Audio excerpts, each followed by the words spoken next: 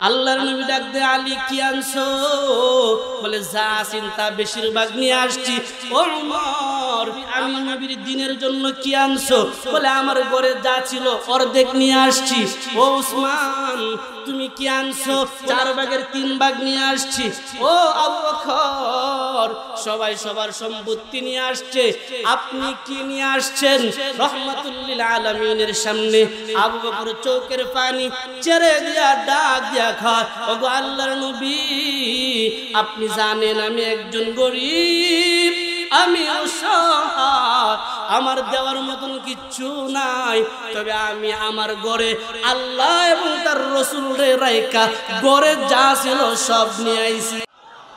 আমার ঘরে শুধু আল্লাহ আছে আর আল্লাহর নবী আছে, আর কেউ নাই। আল্লাহ তার দুস্তরে রাইকা আমার ঘরে যা ছিল সব ছাউনি দিয়ে নিয়ে আসছি, ঘরে কিচ্ছু নাই। রহমাতুল লিল আলামিনের সামনে উমর চিল্লানি দিয়ে কয়, আজকেও আমি 1 নাম্বার হতে পারলাম না। আবু বকর 1 নাম্বার হয়ে গেল। রহমাতুল লিল আলামিন কাঁদে, আবু বকরও কাঁদে। ঠিক এমন সময় আল্লাহর নবীর সামনে জিবরাইল এসে গেছে। কন্যা সুবহানাল্লাহ। জিবরাইল আসার পরে নবীরে সালাম দিয়া বলে, ওগো আল্লাহর নবী, আজকে তো আমার পক্ষ থেকে সালাম দিলাম, আর একটা সালাম কি নিবেন না? কি সালাম? বলে আপনার আবু বকরের দান আমার আল্লাহ এত খুশি হয়ে গেছে, আমার আল্লাহ স্পেশালি ভাবে আপনার আবু বকরকে সালাম দিছে। এ ভাই, হিংস্র জানোয়ার হলে সালাম পাওয়া যায় না, নামাজ না পড়া আল্লাহর সালাম পাওয়া যায় না, রোজা না রাইখা আল্লাহর সালাম পাওয়া যায় না, রাতের আধারে বুট চুরি কইরা আল্লাহর সালাম পাওয়া যায় না, ওই সাদা পাথরগুলি চুরি কইরা আল্লাহর সালাম পাওয়া যায় না। শরীয়ত মানি না এই স্লোগান দিয়া দুনিয়াবি সায়েন্সদের সালাম পাওয়া যায়, আল্লাহর সালাম পাওয়া যায় না। আল্লাহর সালাম তারা পায়, উলাইকা হুমুল খায়রুল বারিয়া, তারা ঈমান এবং নেক আমল করিয়া শ্রেষ্ঠ হয়ে যায়, আবু বকর, ওমর, উসমান, আলীর মতো হয়ে যায়। আমার নবী কয়, তাদেরকে আমার আল্লাহর পক্ষ থেকে সালাম। উলাইকা হুম খায়রুল বারিয়া। উমর ইবনে আব্দুল আজিজ রহমাতুল্লাহি আলাইহি বলেন, আমার আল্লাহ মানুষ জাতিটারে এত শ্রেষ্ঠ বানাইছেন, মালাইকা যাদেরকে বলা হয়, ফেরেশতা যাদেরকে বলা হয়, ফেরেশতাদের চাইতেও আমার আল্লাহ মানুষরে দামি বানায় দিছে। বলেন তো, মানুষের দাম বেশি না ফেরেশতাদের দাম বেশি? মানুষের দাম বেশি না জিন্নাতের দাম বেশি? আল্লাহ বলে, ওয়ালাকাদ কাররামনা বানি আদম। আমি আল্লাহরে মানে, আমার নবীরে মানে, তারা হলো শ্রেষ্ঠ সৃষ্টিজীবের শ্রেষ্ঠ। কেমনে? আল্লাহ কয়, উলাইকা হুম খায়রুল বারিয়া, তাদেরকে আমি আল্লাহ তাআলা শ্রেষ্ঠ বানায়া দিলাম।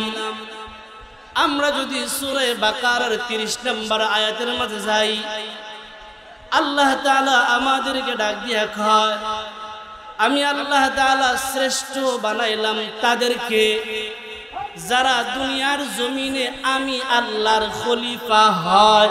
কন্যা সুবহানাল্লাহ। আল্লাহ বলে, ওয়াইদ ক্বালা রাব্বুকা লিল মালাইকাতি ইন্নী জাইলুন ফিল আরদি খলিফা।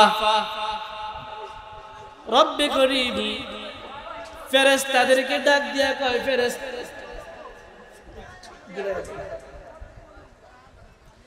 আল্লাহ তাআলা ফেরেশতাদেরকে ডাক দিয়া বলে, ফেরেশতারা আমি আল্লাহ খলিফা বানাতে চাই। খলিফা তাফসীর ইবনে কাসীরের মাঝে উল্লেখ করা হয়, জালালাইন আছে, ফেরেশতাদেরকে আল্লাহ তাআলা বড় জ্ঞানী বানাইছে, তবে মানুষের চাইতে বড় জ্ঞানী না। সুবহানাল্লাহ কইতেন না? ফেরেশতারা বড় জ্ঞানী, তবে মানব জাতির চাইতে জ্ঞানী না। ফেরেশতারা বড় সম্মানী, তবে মানব জাতির চাইতে সম্মানী না। আল্লাহ বলে, ফেরেশতার দল আমি আল্লাহ আমার জমিনে খলিফা বানাতে চাই। তাফসীর জালালাইনের মাঝে উল্লেখ করা হয় খলিফা বলা হয় তাদেরকে যারা তার মালিকের হুকুম মানে তারা হয় খলিফা। যারা তার মালিকের হুকুম মানে তারা হয় খলিফা। যেই কর্মচারী তার দোকানের মালিকরে মানে তারে কয় কর্মচারী, মালিকরে মানে না তারে কর্মচারী বলা যায় না। মুফাসসিরিনে কেরাম জানায় দেয় আল্লাহর জমিনে খলিফা হলো তারা যারা আমার আল্লাহর হুকুম মতে জমিনে বিচরণ করে।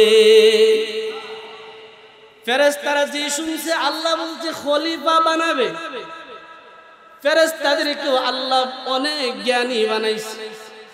তারা চিন্তা করলো খলিফা হবে তারা যারা জমিনে আল্লাহর হুকুম মানবে তারা হবে খলিফা।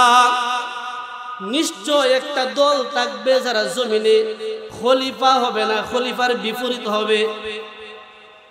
বাবার অবাধ্যশীল সন্তান যেমন হয় এমন হবে। ফেরেশতারা ডাক দিয়া কয় আল্লাহ এমন একটা জাতি আপনি বানাইতে চাচ্ছেন।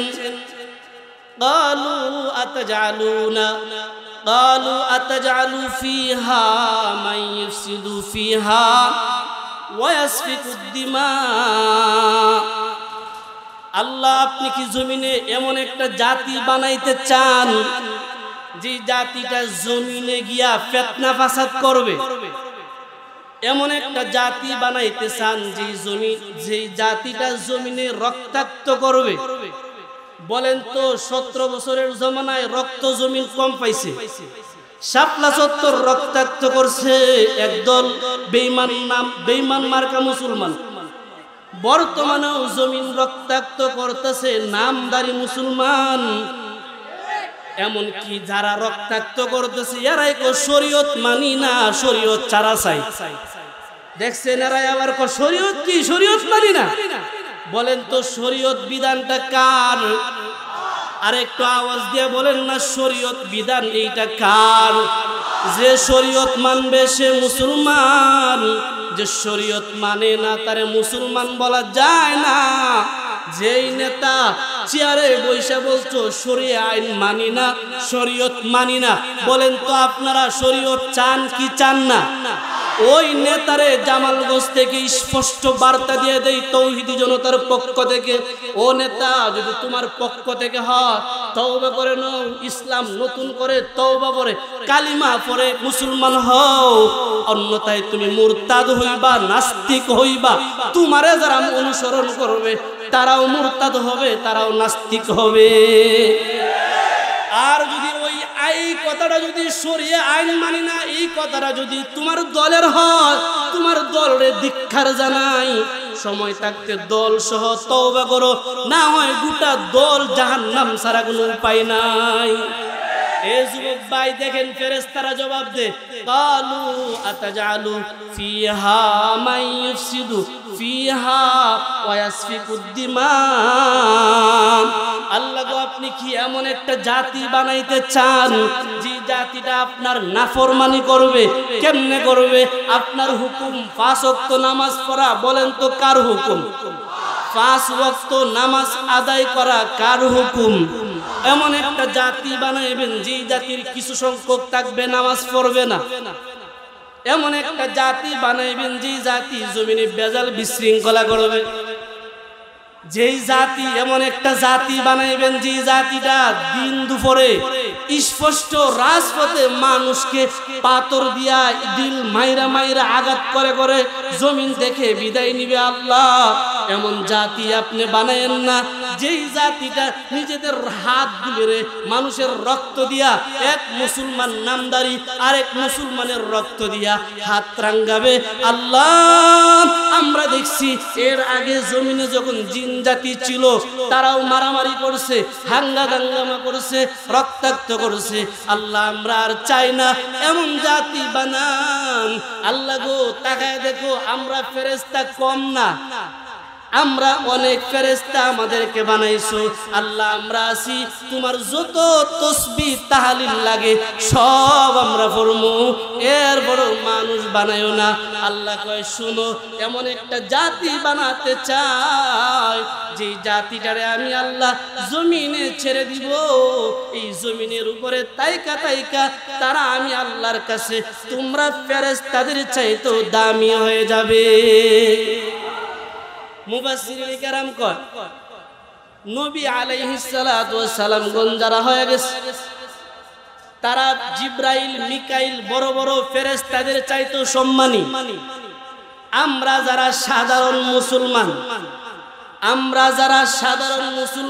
আমাদের সম্মান সাধারণ ফেরেশতাদের চাইতেও বেশি সুবহানাল্লাহ বিদিনা আমাদের সম্মান সাধারণ ফেরেশতাদের চাইতেও বেশি আর নবী আলাইহিস সালাতু ওয়াস সালাম গণের সম্মান বলা হয় নবীগণের সম্মান হলো মালাইকা জিবরাইল মিকাইল ইসরাফিল আজরাইল বড় বড় যারা এদের চাইতেও বেশি আল্লাহ তাআলা জানায় দেয় জানো আমি আল্লাহ এমন একটা জাতি বানাইতে চাই যে জাতিটা জমিনে বিচরণ করবে আমি আল্লাহ তাদেরকে সব চাইতে সৃষ্টি জীবের মাঝে শ্রেষ্ঠত্ব দিয়া দিব তবে কারা সৃষ্টি জীবের শ্রেষ্ঠ হবে কারা বলা হয় আল্লাহর গোলামি করবে যারা আমার ভাষা বুঝেন সৃষ্টি জীবের শ্রেষ্ঠ কারা আল্লাহর গোলামি করে যারা সৃষ্টি জীবের শ্রেষ্ঠ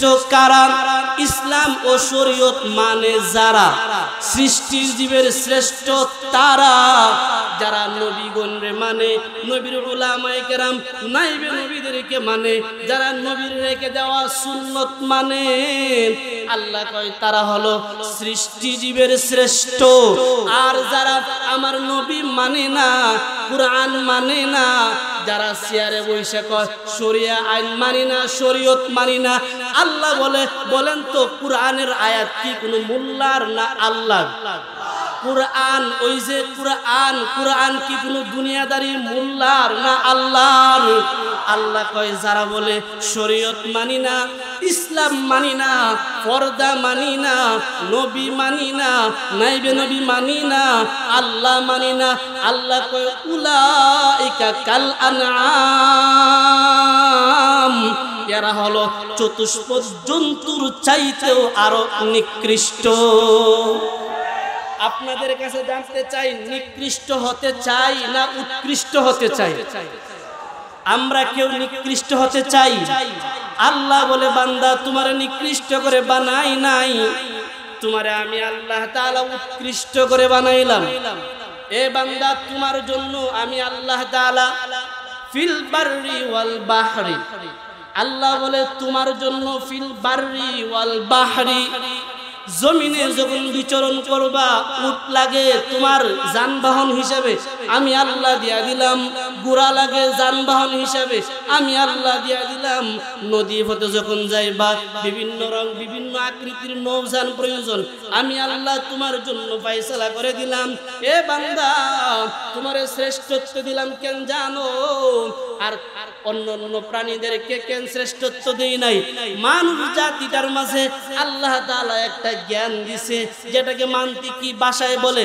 হাইওয়ানে নাতিক যাকে বলা হয় হাইওয়ানে নাতিক আল্লাহ আমাদেরকে জ্ঞান সম্পন্ন প্রাণী বানাইছে আপনারা আমার কথা বুঝে থাকলে বলুন তো আমাদের যে জ্ঞান আল্লাহ দিছে কুকুরকে কি সেই জ্ঞান দিছে আমার ভাষা বুঝেন আমাদের যে জ্ঞান আছে কুকুরের কি সেই জ্ঞান আছে আমাদের যে জ্ঞান আছে শিয়ালের কি সেই জ্ঞান আছে আমাদের যে জ্ঞান আছে হিংস্র প্রাণী ওই যে শূকর তার কি সেই জ্ঞান আছে আল্লাহ বলে না না না তোমাদেরকে আমি আল্লাহ যে জ্ঞান দিলাম তাদেরকে সেই জ্ঞান দেই নাই তোমাদেরকে আমি আল্লাহ তাআলা ভালো এবং মন্দ এ ভাই ইসলাহি মাহফিল হিসেবে কথাগুলি করা ভাষায় হবে তোমাদেরকে আমি আল্লাহ ভালো এবং মন্দ বুঝার জ্ঞান দিছি কন্যা সুবহানাল্লাহ আল্লাহ কয় তোমাদেরকে আমি আল্লাহ ভালো এবং মন্দ বুঝার জ্ঞান দিয়া দিলাম কেমনে দিলাম ওয়ারাযাকনাহুম মিনাত তাইয়্যিবাত আমি আল্লাহ তোমাদের জন্য উত্তম রিজিকের ব্যবস্থা করছি। কন্যা সুবহানাল্লাহ। আল্লাহ উত্তম রিজিক দিছে, কিন্তু মানুষ জাতিটার মাঝে এক শ্রেণী মানুষ আছে, মানুষ জাতির মাঝে এক শ্রেণী মানুষ আছে। আপনাদের কাছে আগে জানাই, এই যে আম একটা ফল, এটা বানাইছেন কে? আম একটা ফল কে বানাইছে? কাঁঠাল একটা ফল, এটা কে বানাইছে? ওই যে বিভিন্ন আপেল আছে, আঙ্গুর আছে, বিভিন্ন সময়ে এক এক সিজনে এক এক রকমের ফল ফলাদি আছে। আওয়াজ দিয়া, ইমানি আওয়াজ দিয়া আল্লাহর সাক্ষী রেখে বলেন তো এই ফলগুলি বানাইছেন কে? আল্লাহ বলে, বান্দা তোমাদেরকে আমি আল্লাহ তাআলা উত্তম রিজিক দিলাম, তোমাদের জন্য ফল ফলাদি বানাইলাম। জমিনের মাঝে দান হয়, দান বলেন তো এই যে আমরা চারা লাগাই, জ্বালা লাগাই, বীজ লাগাই, এইটা থেকে দান হয়, দান থেকে চাউল হয়, চাউল থেকে ভাত হয়। বলেন তো এইটা বানাই কে? আল্লাহ বলে, তোমাদের জন্য আমি আল্লাহ উত্তম রিজিকের ব্যবস্থা করলাম। এরপরেও দেখবা জমিনে কিছু মানুষ আছে যাদের চরিত্রটা, যাদের মিজাজ, যাদের তবিয়ত হিংস্র প্রাণীদের মতো। একটা হিংস্র প্রাণী আছে যার নাম কুকুর। আপনারা শাসনা নাই, বাংলাদেশও আছে কুকুর বা কুত্তা। তার একটা খাসলত, সে নিকৃষ্ট হওয়ার একটা প্রাণী। কুকুর নিকৃষ্ট হওয়ার কারণ তিনটা, তার মাঝে একটা কারণ বলছি। কারণটা হলো, কুকুরের এক পাশে রাখবেন পোলাও বা বিরিয়ানি, আরেক পাশে রাখবেন একটু পায়খানা। বলেন তো কুকুর যাইবো কোনটা? আপনারা দেখে থাকলে বলে, কুকুর পোলাও বিরিয়ানি না যে আগে যাইবো পায়খানা। বিশ্বাস না সকালে পরীক্ষা করে নিয়ে। কুকুরের মিজাজ, কুকুরের তবিয়ত, কুকুরের চরিত্র হলো সে হালাল খাদ্যটা ডান পাশে আছে, এটা চাইতো না, না যে হারামটা যাইব। ঠিক আপনাদের সুনামগঞ্জে নাই, বাংলাদেশে একদল মানুষ আছে হালাল পথ ইনকাম করার পথ টাকার পরেও হালাল পথ বাদ দিয়া সুদ নামক হারাম ইন্টারেস্ট হয়ে ঢুকে। আপনারা সুনামগঞ্জ নাই, বাংলাদেশে আছে। দুই তিন দিন আগের একটা নিউজ আছে পত্রিকা। আমরা বাংলাদেশের এক জেলার নাম কইমু না, সপরিবারে আত্মহত্যা করছে সুদের ঋণের কারণে। দেখে নিন, পত্রিকা পাইবেন। গতকালকের আগের কালকে সপরিবারে আত্মহত্যা করছে সুদের কারণে। বলেন তো সুদ খাওয়া তো পুরাটাই হালাল, কি কোন হালাল না? কিন্তু এটা মজা বেশি, সুদ খাওয়াটা মজা বেশি। আল্লাহ কয়, আমি আল্লাহ এটার হারাম করছি, তোমাদের জন্য উত্তম রিজিকের ব্যবস্থা আমি আল্লাহ তোমাদের জন্য রেখে দিছি। এরপরেও দেখবা কিছু মানুষ আছে হালাল পথে ইনকাম করে না, রাতের আধারে চুরি করে, দিনের আলোতে পাথরকে চুরি করে, রাতের আধারে চাঁদাবাজি করে, টেন্ডারবাজি করে, রাতের আধারে মানুষের রক্ত নিয়ে খেলা করা, তারা হারাম পথে ইনকাম করে। আল্লাহ কয়, যারা হারাম পথে ইনকাম করে ওদের উদাহরণ হলো উলাইকা কাল আনআম, এরা কুকুরের চাইতে, শহরের চাইতেও নিকৃষ্ট। বলেন এই বিধান আমার না আল্লাহর? আমার সাথে রাগ করে লাভ আছে? আমার সাথে রাগ করে লাভ আছে? কথাগুলি হিট লাগায় বলবো এই জন্য যেন আপনার ভিতরে ঢুকান যে আল্লাহ বলছে সুদ খাওয়া হারাম, আল্লাহ বলছে 2 নাম্বারি করা হারাম, আল্লাহ বলছে অবৈধ ব্যবসা বাণিজ্য হারাম। এটা আল্লাহ বলছে, আমি বলি নাই। আল্লাহ তাআলা জানায় দেয়, ওয়ালাকাদ কাররামনা বানি আদম ওয়া হামালনাহুম ফিল বাররি ওয়াল বাহরি ওয়া রাযাকনাহুম মিনাত তাইয়্যিবাত ওয়া ফাদ্দালনাহুম আলা কাসীরিম মিম্মান খালাকনা তাফদীলা। যারা আমি আল্লাহর বিধান মতো জমিনে চলবে, যারা আমি আল্লাহর বিধান মতো তার জিন্দেগিটা চালাবে, আমি আল্লাহ তাআলা তার জন্য যেই রিজিক রাখছি। একটা বিষয় জায়গায় খেয়াল রাখবেন, যারা হারাম পথে ইনকাম করে এরা রাতের আধারে বড়লোক হয়ে যায়। দেখেন, পরীক্ষা করে দেখেন, যারা হারাম পথে ইনকাম করে অল্প সময়ে তারা বড়লোক হয়ে যায়, টাকাওয়ালা হয়ে যায়। এই কথাটা যদি আমরা তাফসীরে জালালাইনের মাঝে এসে পড়ি, ওরা বড়লোক হয়ে শান্তিতে থাকে। তাফসীরে জালালাইনে উল্লেখ করা হয়, যারা হারাম ইনকাম করে ওরা বড়লোক হয় কিন্তু শান্তি নাই। কিন্তু যারা অল্প টাকায় ধৈর্য ধারণ করে, হালাল পথে ইনকাম করে, যারা ধৈর্য ধারণ করে, তাদেরকে জিগায়ও তাদের অন্তরে শান্তি আছে কেন আছে? আল্লাহ কয় যারা হালাল পথে ইনকাম করে এদের ইনকামে বরকত দেওয়ার দায়িত্ব আমি আল্লাহর। অল্প ইনকাম করেন, অল্প ইনকামটা হালাল রাখেন, দুনিয়াও শান্তি আখিরাতেও শান্তি। কিন্তু অবৈধ পথে ইনকাম করে বড়লোক হয়ে যাবেন, দুনিয়াও শান্তি পাইতেন না। একটা উদাহরণ দিতে গিয়ে কই, যেটা গত শুক্রবারে পুরো আওলা লাগাইছিলাম। আমি কি জানতাম বেটা তো সামনে আমার সামনে খেলে, আমি তো জানি না, না জানি বয়ান করছি, বেটাকে আমার দিকে বয়ান করছি। দেখেন যারা জুয়া খেলে, আপনার এলাকায় নাই, সুনামগঞ্জও নাই, বাংলাদেশও আছে জুয়া করে একটা বার। যারা জুয়া খেলে এরা রাতের ভিতরে কোটি কোটি টাকার মালিক হয়ে যায়। ছাত্র জীবনে তখন আমি মিজানে পড়ি, মিজানের বছরের একজন ছাত্র ভাইয়ের জীবনী জানতে গিয়া তার বাবার ইতিহাস জানলাম। তারা একসময় গরিব আছেন, তার আব্বা জুয়া খেল, টাস টাস।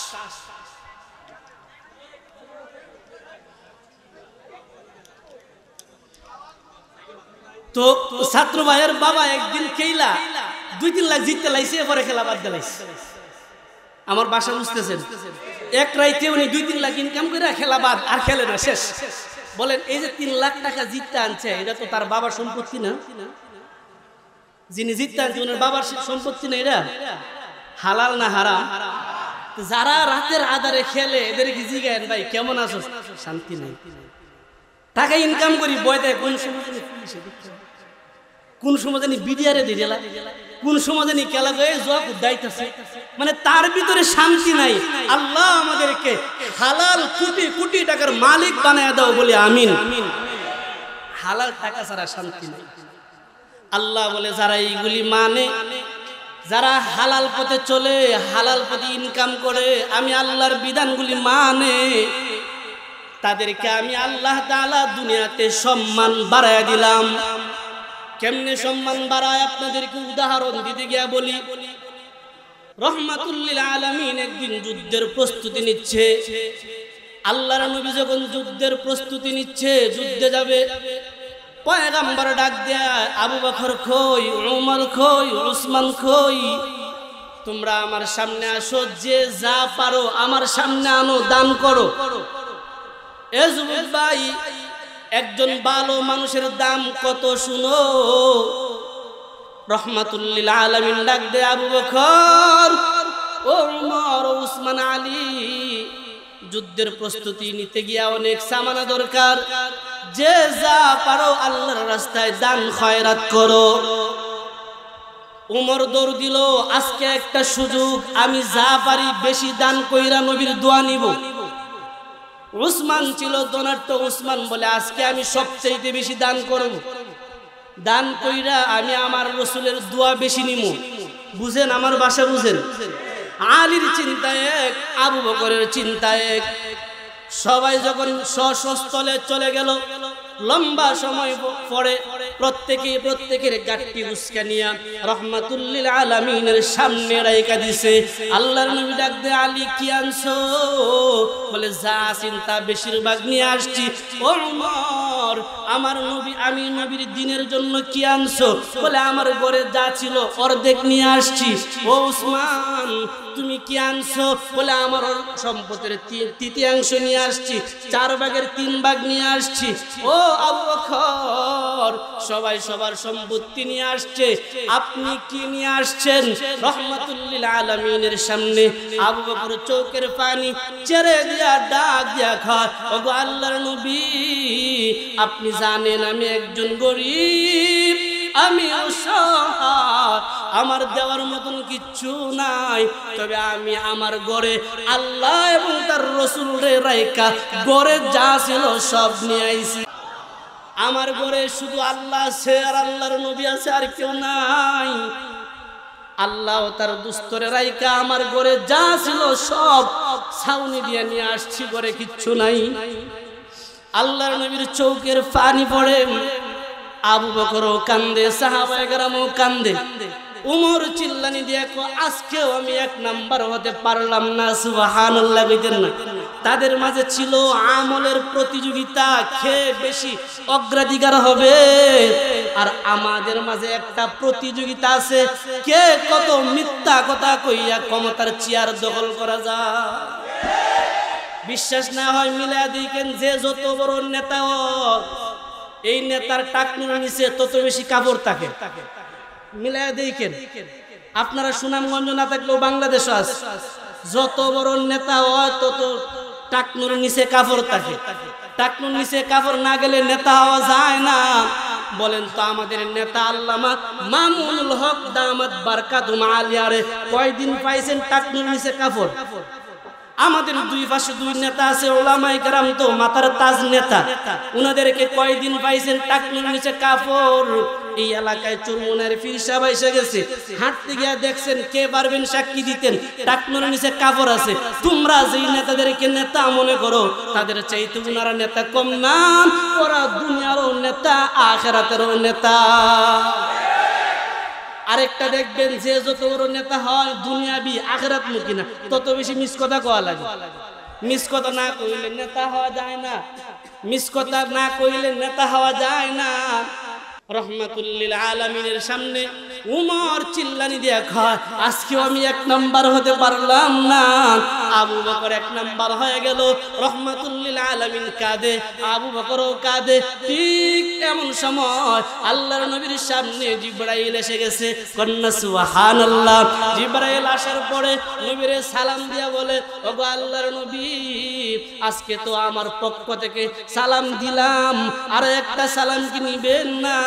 কি সালাম? বলে, আপনার আবু বকরের দান আমার আল্লাহ এত খুশি হয়ে গেছে, আমার আল্লাহ স্পেশালি ভাবে আপনার আবু বকরকে সালাম দিছে। এ ভাই, হিংস্র জানোয়ার হলে সালাম পাওয়া যায় না, নামাজ না পড়া আল্লাহর সালাম পাওয়া যায় না, রোজা না রাইখা আল্লাহর সালাম পাওয়া যায় না, রাতের আধারে বুট চুরি কইরা আল্লাহর সালাম পাওয়া যায় না, ওই সাদা পাথরগুলি চুরি কইরা আল্লাহর সালাম পাওয়া যায় না। শরীয়ত মানি না এই স্লোগান দিয়া দুনিয়াবি সায়েন্সদের সালাম পাওয়া যায়, আল্লাহর সালাম পাওয়া যায় না।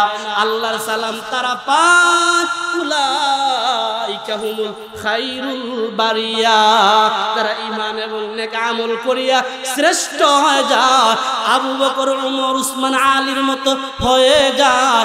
আমার নবী কয়, তাদেরকে আমার আল্লাহর পক্ষ থেকে সালাম। আল্লাহ আমাদেরকে কবুল করো, সবাই বলে আমিন। আল্লাহ তাআলা জানায় দেয়, ইয়াওমা নাদউ কুল্লু উনাসিম বিইমামিহিম। তাফসীরে মারিফুল কুরআনের মাঝে উল্লেখ করা হয় ইমাম দিয়া নেতা। তাফসীরে ইবনে কাসিরের মাঝে উল্লেখ করা হয় ইমাম দিয়া নেতা। তাফসীরে আনোয়ারুল কুরআনের মাঝে উল্লেখ করা হয় ইমাম দিয়া আমল সমূহ। তাফসীরে জালালাইনের মাঝে আল্লাহ বলে, তাফসীরে জালালাইনের মাঝে আছে উযকুর ইয়াউমা, স্মরণ করো ওই দিনের কথা। আগে আপনাদের কাছে জানতে চাই, এই যে দুনিয়ায় আমরা আছি, সারা জীবন থাকবো, মরতাম না। কেউ আছেন কোনদিন মরতাম না? আমরা লিডাররাই বাঁচছে না, আমরা কি আর বাঁচব না? আমরা লিডাররাই তো ঘুমায় গেছে মাটির তলে। কি কন, আমরা কি সারা জীবন থাকবো না একদিন মরমু? এই দুনিয়া বিদায় হওয়ার পরে আরেকটা জগৎ আছে, এটা আমাদের মনে রাখতে হবে। আল্লাহ কয় উযকুর, স্মরণ রাখো, এই দুনিয়ায় তোমার আসল না, স্মরণ আরেকটা জগৎ আছে। সেই জগৎটা কি? আল্লাহ কয় ইয়াওমা নাদউ কুল্লু উনাসিম বিইমামিহিম। স্মরণ করো ওই দিনের কথা, ওই দিবসের কথা, ওই সময়ের কথা, যে সময় আমি আল্লাহর সামনে প্রত্যেক দল তাদের নেতা সহ আসবে। ভাই, কথাটা খেয়াল কইরো। আল্লাহ বলে, আমার কথা আমি বলি নাই, আল্লাহ বলে স্মরণ করো ওই দিনের কথা, যেই দিন প্রত্যেক মানুষ তাদের আমল নামা সহ আমার সামনে আসবে। আল্লাহ বলে স্মরণ করো ওই দিনের কথা, যেই দিন প্রত্যেক দল তাদের নেতা সহ আমার সামনে আসবে। তাফসীরের কিতাবের মাঝে উল্লেখ করা হয় নেতা বুঝাইতে গিয়া হাসরের ময়দান যেদিন কায়েম হয়ে যাবে, আল্লাহ তাআলা ইব্রাহিম পয়গম্বরকে ডাক দিব, ইব্রাহিম ও আমার খলিলুল্লাহ, আপনি আপনার উম্মত নামক দল লইয়া আমার সামনে দাঁড়াও। সুবহানাল্লাহ কইতেন না? ও মুসা কালিমুল্লাহ, আপনি আপনার উম্মত নামক দল লইয়া আমার সামনে দাঁড়াও। ও ঈসা রূহুল্লাহ, আপনি আপনার দল উম্মত লইয়া আমার সামনে দাঁড়াও। ও দুস্থ হাবিবুল্লাহ মুহাম্মাদুর রাসূলুল্লাহ, বলেন না সাল্লাল্লাহু আলাইহি ওয়াসাল্লাম, আজকের দিনে আপনি আপনার উম্মত লইয়া আমার সামনে দাঁড়াও। আপনি এখন চিন্তা করেন, ঠিক একটু সময় পরে আল্লাহ আবার বলে, ইয়াউমা নাদউ কুল্লু উনাসিম বিইমামিহিম ফামান উতিয়া কিতাবাহু বিয়ামিনিহি ফাউলাইকা ইয়াকরাউনা কিতাবাহুম ওয়ালা ইযলামুনা ফাতিলা ওয়ামান কানা ফি হাদিহি আ'মা ফাহুয়া ফিল আখিরাতি আ'মা ওয়া আদাল্লু সাবিলা। দুনিয়াতে একটা দল আছে পথভ্রষ্ট, যারা আল্লাহ মানে না। বলেন তো এমন একটা দল আছে না নাই? অনেক মানুষ আছে যারা মুসলমান দাবি করার পরেও শুধু চেয়ারের আশা ধর্মচাইরা দলের পক্ষে কথা কয়। অনেক মানুষ আছে যারা শুধু একটা চেয়ার একটা সিট পাওয়ার আশা ধর্মচাইরা দলে যায়। আল্লাহ কয় যারা ধর্মচাইরা দলে যায় এরা হলো দল্লা পথভ্রষ্ট। যারা ইসলাম চাইরা মাইনাস পথে চলে এরা হলো পথভ্রষ্ট। ঠিক সেই দিন তাফসীরের কিতাবের মাঝে উল্লেখ করা হয়, আল্লাহ তাআলা ডাক দিবে, দুনিয়ায় পথভ্রষ্ট নেতারা কই? দাঁড়াও, যারা দুনিয়ায় তোমাদের অনুসারী ছিল তাদেরকে লইয়া আমি আল্লাহর আদালতে দাঁড়াও। ও শাসনা বাজার এলাকার যুবক ভাই, ও জামালগঞ্জ এলাকার যুবক ভাই, বৃদ্ধ বাবারা, সুস্থ মস্তিষ্কে সুষ্ঠু জ্ঞান দিয়া জবাব দেন তো, সেই দিন কি পথভ্রষ্ট দলের সাথী হবেন না নবীদের দলের সাথী হবেন? সেই দিন যদি পথভ্রষ্ট দলের সাথী হন, শুনেন আল্লাহ তাআলা বলে, ফামান উতিয়া কিতাবাহু বিয়ামিনিহি ফাউলাইকা ইয়াকরাউনা কিতাবাহুম। প্রত্যেক মানুষ যখন তারা আমি আল্লাহর সামনে দাঁড়াবে, তাফসীরে আনোয়ারুল কোরআনের মাঝে উল্লেখ করা হয়, প্রত্যেক মানুষ তাদের আমলনামা হাতের মাঝে নিয়ে দাঁড়াবে। যাদের আমলনামাটা ডান হাতে থাকবে তারা তো ভাগ্যবান। সুবহানাল্লাহ কইতেন না? তারা আনন্দে আত্মহারা হইয়া তারা তাদের আমলনামাটা পড়তে থাকবে আর মালিকের প্রশংসা গাইতে থাকবে। আমলনামা পড়তে থাকবে, মালিকের প্রশংসা করতে থাকবে। এ যুবক ভাই, বৃদ্ধ বাবা, একটা কথা খেয়াল করো, আরেকটা দল হবে যারা পথভ্রষ্ট। এদের আমলনামা ডান হাতে যাবে না, এদের আমলনামা যাবে বাম হাতের মাঝে। হাসরের ময়দানে যখন দাঁড়াবে, আল্লাহ তাআলা ডাক দিয়া বলবে, বান্দা আমি আল্লাহর আদালতে আজকে দাঁড়াইছো, হাত বাড়াও, আমল নেওয়ার জন্য হাত বাড়াও। ওই নাফরমান্ডি যারা নামাজ পড়তো না, যারা রোজা রাখতো না, যারা উলামায়ে কেরামদেরকে মদকুর, এই ভাই শুনেন, যারা উলামায়ে কেরামদেরকে মদকুর বলে গাঁজাকুর বলে স্লোগান দিত, ওই নাফরমান্ডি যারা দুনিয়ার চেয়ার পাওয়ার জন্য বলতো শরীয়ত মানি না, মারিফত মানি না, কুরআন নবীর হাদিস মানি না, যারা এই স্লোগানগুলি আজকে জমিনে দিচ্ছে, যারা মানুষের মজলুমদের রক্ত নিয়া, যারা শাপলা চত্বরে নিরীহ ছাত্রদের রক্ত নিয়া মাঠ লাল করছে, যারা টঙ্গীর ইস্তেমার ময়দানে মাদ্রাসার শিশুদের রক্ত নিয়ে যারা আজকে জমিনে আনন্দ ফুর্তি করছে, ওরা সেই দিন দাঁড়ায়া ডান হাতটা বাড়াবে, আল্লাহ বলবে ডান হাত সাবধান, তুমি দাঁড়ায়ও না, তোমার দাঁড়াইবার শক্তি নাই, আল্লাহ অফ করে দিবে। বাম হাতটা আগাবে, বাম হাত যখন সামনে যেতে চাইবে, ভাই তাফসীরের কিতাবে উল্লেখ করা হয়, আমি আমার মন গড়া কথা বলছি না, উলামায়ে কেরাম আছে, উস্তাদ সমতুল্য মুরব্বিরা আছে, বাম হাতটা যখন আগাইতে যাবে, বাম হাত বাড়াবে, আমলনামা দেন, আল্লাহ বলবে এ জাহান্নামের ফেরেশতারা তাকা দেখ, জমিনে রক্তাক্ত করতো, জমিনবাসীরে ফিতনা ফাসাদ করতো, আমি আল্লাহরে বাদ দিয়া দুনিয়ার দল নেতার পিছনে ধরতো, আজকে ওই নাফরমানটা বাম হাতটা বাড়াইছে, তার হাতটা বাড়াইছে ঠিক আছে, সুজানা হাতটা একটু ঘুরাইয়া দে, কেমনে? মুফাসসিরিন কেরাম বলে ফিডের দিয়া ছিদ্র করিয়া, কলিজাটা ছিদ্র করিয়া বাম হাতটা সামনে আসবে। এ যুবক ভাই, সেই দিন কি সহ্য করতে পারবা কিনা একটাবার হিসাব মিলাইও। ও বৃদ্ধ বাবা, সেই দিন এই কষ্টটা সহ্য করতে পারবা কিনা হিসাব মিলাইও। আল্লাহ বলে নাফরমানটার কলিজাটারে ছিদ্র করিয়া হাতটা সামনে আসবে, আসার পরে কিতাবটা তার হাতে দেওয়া হবে, আমলনামাটা তার হাতে দেওয়া হবে। এক তো হাতটা ভাঙ্গিয়া পিছন দিক দিয়ে ঢুকাইছে, এক ব্যথা যন্ত্রণা কষ্ট, আর একটু কলিজাটা ছিদ্র করিয়া হাতটারে বাহির করছে, আরেক কষ্ট। আল্লাহ তাআলা জানা যায়, জানো ওই নাফরমানদের হাতে যখন আমি আল্লাহ তাআলা আমলনামাটা দিয়া দিব, ওমান কানা ফি হাদিহি আমা ওয়া নাউযুবিল্লাহ, আল্লাহ বলে তখন তো তারা অন্ধ হয়ে থাকবে, চোখ দিয়া দেখবে না, তারা অন্ধ হবে। অন্ধ বলেন তো আয়াতগুলি কার? এই পিছনে যুবক ভাইরা ইমানে আওয়াজ দিয়ে বলো, আয়াতগুলি কার? আল্লাহ বলে ওমান কানা ফি হাদিহি আমা, সেই দিন নাফরমানদের অন্ধ হবে, চক্ষু হবে অন্ধ। কেন অন্ধ হবে? আল্লাহ বলে ফাহুয়া ফিল আখিরাতি আমা, দুনিয়াতে যারা অন্ধ ছিল আখিরাতে তারা অন্ধ হবে। তারা দুনিয়ায় অন্ধ ছিল, কেমনে অন্ধ ছিল?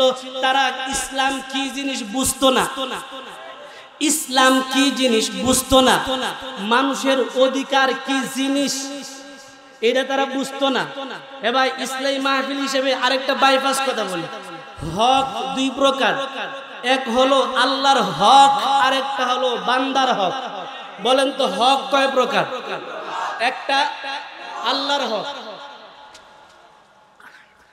আরেকটা বান্দার হক। আল্লাহর হক সেজদায় পড়ে কায়দা দিলে মাফ করবেন আল্লাহ, আশা করা যায়, কিন্তু বান্দার হক সেজদা দিয়া লাভ নাই, কাবা ঘরের হজরে আসওয়াদ পাথরে দুইরা কায়দাও লাভ নাই, লাভ নাই। যাদের হক মাইরা খাইছো, যাদের চাল চুরি কইরা খাইছো, যাদের তেল চুরি কইরা খাইছো, যেই রোডের বদলা বাস দিছো, প্রত্যেকটা বান্দার হক ফিরে দিবি, তো মাফের আশা আছে। বান্দার হক ফিরে দিবি না, জাহান্নাম ছাড়া কোনো গতি নাই। আগে বান্দার হক ফিরে দিতে হইব, এটা ইসলামী মাহফিল। বলেন হক কয় প্রকার? আল্লাহর হক, বান্দার হক। আল্লাহর হক, বান্দার হক। আল্লাহর হক নামাজ পড়ছি না, সেজদায় পড়ে দিলাম, আল্লাহ 80 বছর হয়ে গেছে নামাজ পড়ছি না, আল্লাহ তুমি মাফ করে দাও। নবী কো বান্দার চোখের পানির এত দাম, 80 বছর বড় চোখ দিয়ে পানিটা বাহির করতে দেরি, আল্লাহ রহমান রহিম, আল্লাহ মাফ করে দিন। কিন্তু বান্দার হক নষ্ট করছো, চাঁদাবাজির জন্য পাথর দিয়ে ফিরায় মারছো, আল্লাহর আদালতে তার হক ফিরায় দিবি, এরপরে মাফের আশা করিস। এই চাঁদাবাজদের দলের পক্ষ নিচ্ছ, আল্লাহর আদালতে চাঁদাবাজদের সাথে তোমারও তাদের হক ফিরায় দিয়া জান্নাতের আশা করা লাগে। এর ছাড়া জান্নাতের আশা কইরা কোনো লাভ নাই। আল্লাহ বুঝার তৌফিক দাও বলে আমিন। আল্লাহ বলে ওমান কানা ফি হাদিহি আমা ফাহুয়া ফিল আখিরাতি আমা, সেই দিন তারা অন্ধ হবে। কেন অন্ধ হবে? বলে দুনিয়ায় অন্ধ ছিল। কেমনে অন্ধ ছিল? বলে ওয়াদাল্লু সাবিলা, তারা দুনিয়ায় থাকতে দেখা গেছে আল্লাহ তাআলার নাফরমানি করেছে। আল্লাহ তাআলার নাফরমানি করার কারণে আল্লাহ তাআলা আল্লাহ তাআলার নাফরমানি করার কারণে তারা দিন কি জিনিস, ধর্ম কি জিনিস, ইসলাম কি জিনিস তারা একটাবার বুঝার জন্য তারা দিন কি জিনিস, ধর্ম কি জিনিস তারা একটাবার বুঝার চেষ্টা করে নাই। আর বুঝার চেষ্টা না করার কারণে রব্বে করিম জানায় দেয়, যারা দিন এবং ধর্ম, ইসলাম, কুরআন, হাদিস দুনিয়ায় থাকতে যারা চিনে নাই, বুঝে নাই, তারা হলো চোখ থাকতে অন্ধ। আমার ভাষা বুঝেন আপনারা? যারা ইসলাম বুঝে না, দিন বুঝে না, মাদ্রাসা বুঝে না, মসজিদ বুঝে না, ওলামায়ে কেরাম চিনে না, তারা চোখ থাকতে অন্ধ। সংক্ষেপ করি শুনেন, ওই কিতাবটা হাতে পাওয়ার পরে আল্লাহরে তারা ডাক দেখো, আল্লাহ দেখতেছি না তো, আল্লাহ দেখতেছি না তো, আমি না সব দেখছিলাম, দুনিয়ার তো সব দেখছিলাম, কেমনে সাদা পাথর দিয়ে চুরি করন যায় এটাও দেখছি, আল্লাহ এটা তো দেখতেছি না, বিষয় কি? আমি অন্ধ হইছি কেন আল্লাহ, আমি অন্ধ হইছি কেন? আল্লাহ সূরা তাহার 124 নম্বর আয়াতের মধ্যে আয়েশা কয়, জানো না কেন অন্ধ হইছো? দুনিয়ায় অন্ধ আছিলা, আর কেমনে অন্ধ আছিলা এটা শুনো। আল্লাহ কয়, ওমান আ'রাদা আন যিকরি ফাইন্না লাহু মাঈশাতান দানকা। দুনিয়ায় থাকতে আমি আল্লাহরে ভুলে গেছিলাম, দুনিয়ায় থাকতে আমার স্মরণ থেকে গাফেল হয়ে গিয়েছিলাম, দুনিয়ায় থাকতে আমি আল্লাহরে চিনো নাই, আমার ধর্ম চিনো নাই, মসজিদ চিনো নাই, মাদ্রাসা চিনো নাই, ওলামায়ে কেরামদেরকে চিনো নাই, নাইবে নবীদেরকে চিনো নাই। দুনিয়ায় থাকতে আমি আল্লাহর স্মরণ থেকে গাফেল ছিলে। আজকে হাসরের ময়দানে ওয়ানাহশুরু ইয়াউমাল কিয়ামাতি আ'মা, আজকে হাসরের ময়দানেও আমি আল্লাহ তোমারে অন্ধ অবস্থায় দাঁড় করাই দিলাম। কেন অন্ধ অবস্থায় দাঁড় করাইলাম জানো? قال ربي لما حشرتني أعمى وقد كنت بصيرا قال كذلك أتتك آياتنا فنسيتها وكذلك اليوم تنسى। আল্লাহ বলে দুনিয়ায় থাকতে আমি আল্লাহরে ভুলে আসলি, আমি আল্লাহরে চিনস নাই, আজকে হাসরের ময়দানেও আমি আল্লাহ তোরে চিনি না। বলেন তো হাসরের দিন যদি আল্লাহ আমাদের না চিনে উপায় থাকবে? আমার ভাষা বুঝতেছেন? হাসরের দিন যদি আল্লাহ বলে তোরে চিনি না, এ ভাই হাসরের দিন যদি নবী বলে তোরে চিনি না, বলেন তো উপায় থাকবে? আল্লাহ দয়া করে আমাদের সবার জিন্দেগীর সব গুনাহগুলি মাফ করে দাও, বলে আমিন।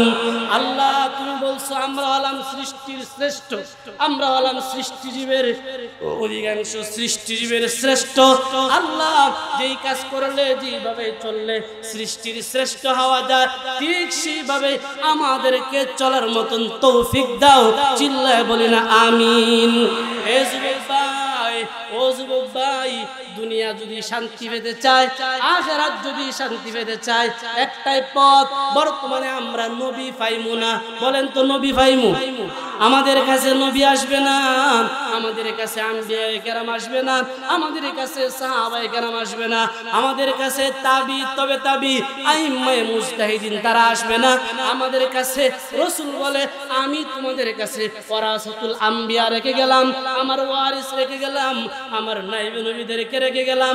তাদেরকে সামনে নিয়ে আপনাদের এলাকার মুরব্বি উলামায়ে কেরাম যারা আছে, হকপন্থী যারা আছে, ওনাদেরকে সামনে নিয়ে ইসলাম দ্বীনের ভিতরে, গণ্ডির ভিতরে তাইখা যতটুকু পারা যায় সাধ্য মতো হালাল পথে চলার চেষ্টা করেন।